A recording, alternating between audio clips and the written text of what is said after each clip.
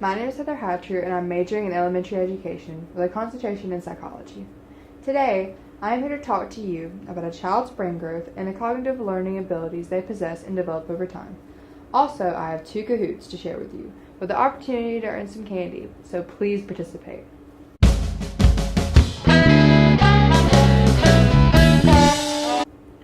If you ever wonder why children are always asking questions or wanting to interact with everything they see, it is because their brain is like a sponge. Every attainable piece of information is soaked up and collected.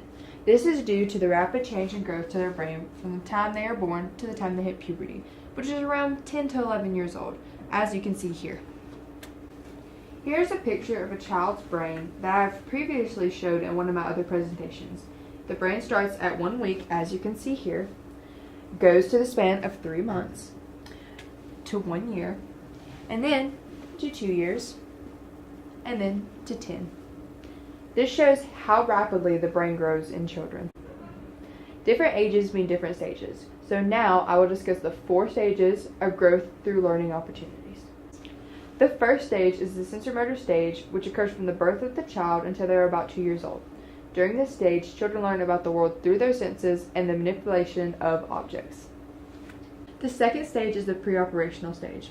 During this stage, children are anywhere from 2 to 7 years old and develop memory and imagination.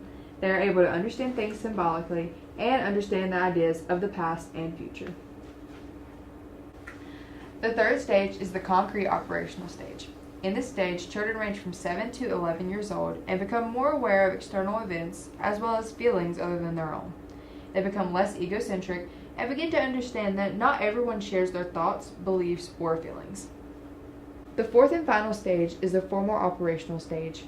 When the child hits puberty and continues to grow older, they are able to use logic to solve problems, view the world around them, and plan for the future. With us well past reaching puberty, we will test our formal operational stage and its ability to use logic reasoning to look at images through our first Kahoot.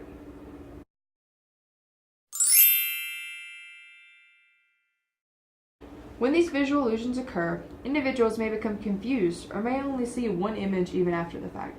However, it is not your eyes that are simply tricking you. It is related back to your visual cortex and association area in your brain. As adults, it is much more simple for this part of our brain to react rather quickly since our brain is fully formed in all areas. This is why children may take a little longer to respond or see more than one image due to the fact that the visual cortex and association are still forming. The red area of the brain that you see here is where your visual cortex is located.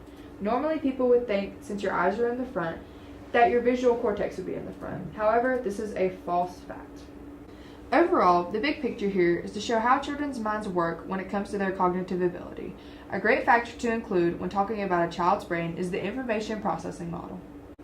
Through the IPM, cognitive skills include attention, short-term memory, long-term memory, logic and reasoning, auditory processing, visual processing, and processing speed. Now, it is time for the last Kahoot of this presentation.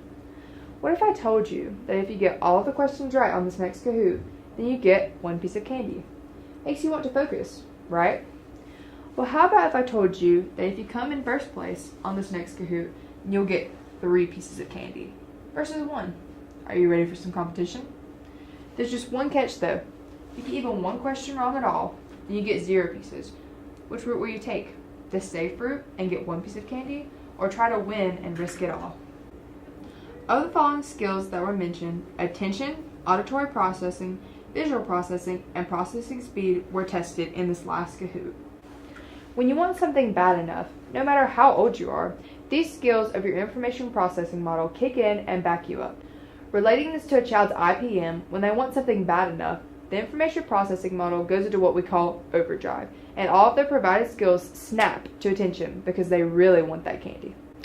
The sole reason for this presentation is to get us to deeper understand the brains of children and their cognitive abilities and skills from an educator's point of view. With my concentration in psychology, I will spend the next couple of years learning more about this and hope to obtain the appropriate knowledge to be prepared to teach any child of any grade K through 6. Thank you so much and have a great Christmas break!